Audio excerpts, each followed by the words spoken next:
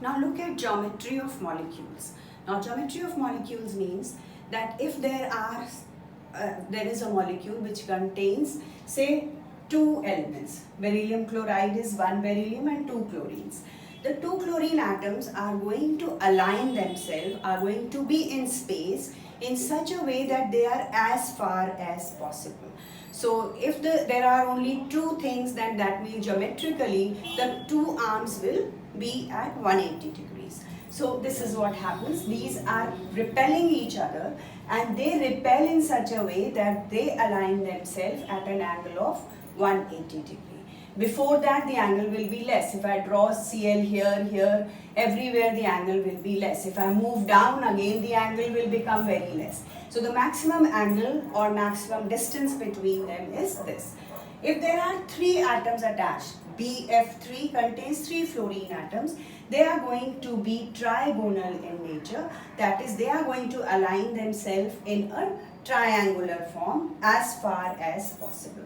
Similarly, methane you have learned before is tetrahedral. When there are four things, they are tetrahedral. The dotted line that I am showing you here actually makes the face, F-A-C-E, face. Like in a geometry box, if I am looking at this, I'll say this is the face. These are the faces. So these faces are these. So in a tetrahedral molecule, that is, if it contains four elements in it, so then in that case all four elements are going to align themselves in such a way that they are as far away from each other, and the one that I have drawn below is like a smaller thing I have drawn here, showing it is at the back. So these are faces and these faces are at the back. Like if I am drawing this, something is at the back. So these are tetrahedral molecules. If it is PCl5 which contains 5 atoms, in that case the molecule is going to be trigonal bipyramidal. This is trigonal, phosphorus atom in the center.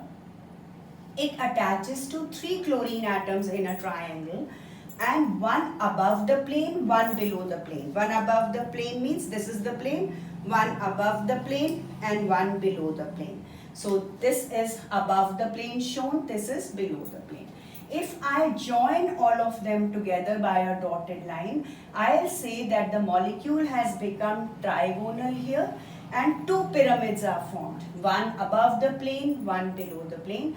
That's why the name becomes trigonal bipyramidal. Another type of molecule could be like in sulfur, there are 6 fluorine atoms. So they will align themselves in an octahedral geometry. That is, this is one plane, one above the plane, one below. If I keep joining all of them together, they will become octahedral in nature. You don't need to learn the octahedral structure because it is a 3-dimensional structure, difficult to draw. You can just show an elementary form which shows the molecule is showing octahedral nature. So this is called geometry of molecules. The molecules which are non-polar in nature show this kind of geometry.